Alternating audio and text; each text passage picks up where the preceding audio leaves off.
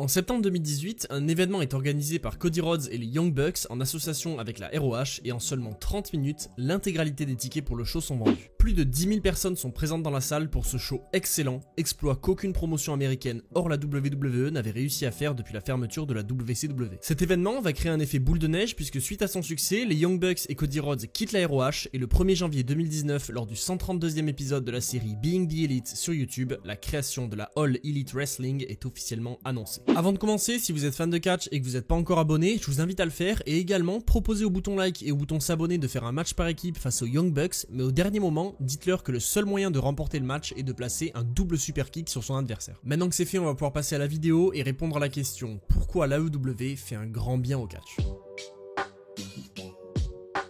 Alors, je vais mettre les choses au clair d'entrée de jeu avant qu'il y ait un débat inutile dans les commentaires, je vais pas faire de comparaison avec la WWE. Et d'ailleurs, je fais partie de ceux qui ne se positionnent pas dans cette rivalité entre la AEW et la WWE. Personnellement, je regarde les deux et juste je me régale de ce que les deux compagnies peuvent proposer de bon et je respecte ceux qui regardent que l'une ou l'autre. Suite à sa création, l'AEW va de suite recruter de très grands noms, en plus de Cody Rhodes, les Young Bucks et Adam Page, avec la signature de Kenny Omega, Pac, Chris Jericho ou encore Christopher Daniels et bien d'autres. Et ça va donc nous amener à parler du premier point concernant la AEW, son roster.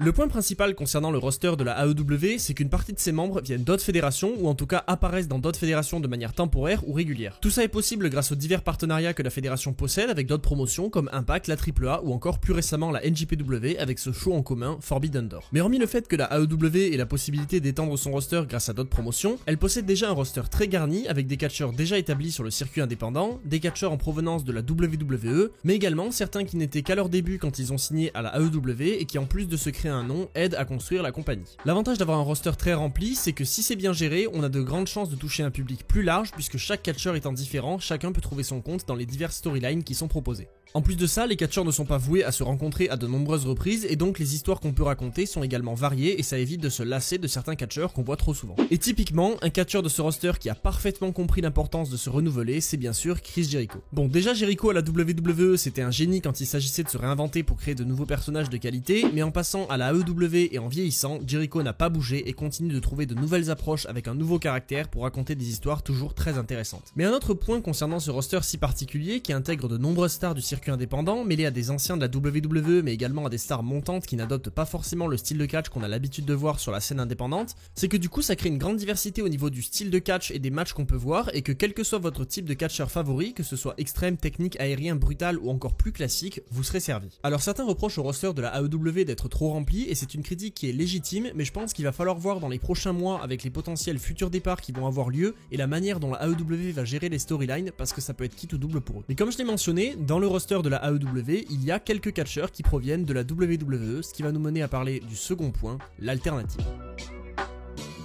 Quand je dis que l'AEW fait beaucoup de bien au catch, vous vous en doutez que ce n'est pas juste par son roster ou par ses matchs, mais aussi par son importance d'un point de vue business. Si depuis des années il existait toujours la ROH, la Impact ou des fédérations au Japon, au Mexique ou même en Europe, il n'existait pas d'alternative pour en proposer des salaires alléchants et une exposition proche de celle que la WWE pouvait proposer. Du coup, les catcheurs et les catcheuses qui finissaient leur run sur le circuit indépendant et qui cherchaient à passer à l'étape supérieure aux États-Unis n'avaient pas d'autre choix que de se diriger vers la WWE où ils n'étaient pas garantis d'entrer ou en tout cas d'être utilisés comme il faut. Pareil pour ceux qui quittaient ou étaient licenciés de la WWE, il n'y avait pas d'autre choix évident en termes d'exposition, ils devaient simplement choisir parmi les fédérations indépendantes s'ils voulaient rester aux États-Unis. Mais maintenant, tous ces hommes et ces femmes ont une alternative plus intéressante, l'AEW. Encore une fois, je le rappelle parce que je sais que ça va faire débat, actuellement, en termes de revenus ou de nombre de spectateurs à la télé, l'AEW est loin de la puissance de la WWE et n'est pas prête de prendre sa place, mais comparé aux autres promotions, c'est celle qui s'en rapproche le plus et donc semble être la meilleure alternative. Et quand je dis que c'est la meilleure alternative, c'est autant pour y rester et terminer sa carrière là-bas, comme certains vont très certainement le faire, que pour s'y former un meilleur caractère et revenir à la WWE avec un meilleur personnage qui sera potentiellement plus mis en avant. Et d'ailleurs, j'en profite parce que j'en vois certains arriver, bien évidemment, certains catcheurs se plaisent très bien sur les fédérations indépendantes et ont pour vocation d'y rester et je respecte totalement leur décision. Et d'ailleurs, pour continuer sur les alternatives, avec la sortie de AEW Fight Forever prévue pour 2022 ou 2023, l'AEW propose une alternative dans un autre domaine, le jeu vidéo. Depuis les premiers jeux de la WWE, d'autres promotions ont tenté de sortir leurs propres jeux, notamment la TNA en 2008, mais aucune de ces promotions n'avait le roster qu'a la AEW en 2022. Du coup, malgré des jeux parfois pas mauvais, les ventes ne décollaient pas et les jeux n'étaient jamais une vraie alternative aux jeux WWE qui sortaient, notamment les SmackDown vs Raw. Mais cette année, AEW sort un jeu sur console et PC, AEW Fight Forever. Alors, ils n'ont pas pour volonté de concurrencer WWE 2K22, et d'ailleurs ce serait impossible de concurrencer sitôt une licence si établie, mais selon la qualité de leur jeu et des ventes qu'il va faire, on peut espérer un deuxième, puis un troisième, et ainsi de suite, pour une nouvelle fois proposer une alternative au jeu de 2K et un gameplay différent qui pourra plaire à beaucoup d'entre nous. Et encore une fois, il faut pas voir ça en mal en se disant « Ouais, ils battront jamais 2K, la AEW c'est nul, personne va acheter », parce que quoi qu'il arrive, sauf si vraiment le jeu est éclaté, sa sortie est bénéfique pour tout le monde. Si ça vous plaît pas, personne vous oblige à l'acheter, et si vous l'achetez, vous avez un autre jeu de catch sur lequel vous pouvez vous régaler quand vous commencez à saturer de 2K22 et inversement. Un autre point que je trouve important et que j'ai pas entendu souvent, c'est l'avantage que l'existence de la AEW a pour nous les Français.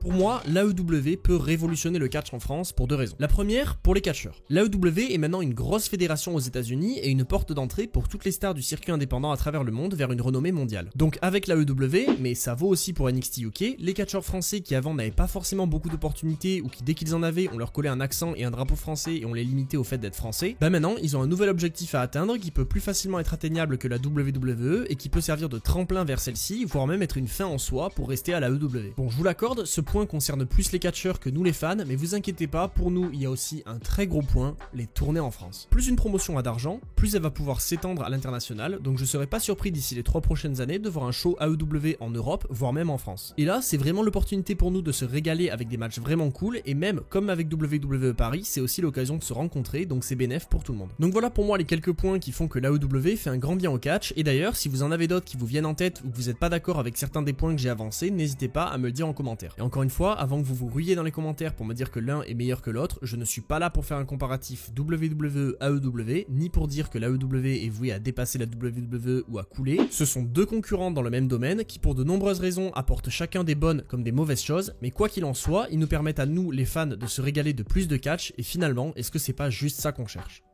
Si la vidéo vous a plu, je vous invite à proposer au bouton like et au bouton s'abonner de faire un match par équipe contre les Young Bucks, mais au dernier moment, dites-leur que le seul moyen de gagner le match, c'est de faire un double super kick sur son adversaire. Vous pouvez également me donner votre avis en commentaire sur les arguments que j'ai apportés, ainsi qu'en avancer d'autres si vous en avez. Si mon contenu vous intéresse, vous pouvez également me rejoindre sur tous mes réseaux qui sont en description, et en particulier sur Twitch où je fais des lives tous les dimanches, et d'ailleurs je suis probablement en live maintenant, et d'ici là, je vous dis c'était Monsieur Hawkin, et on se retrouve très vite pour parler de catch.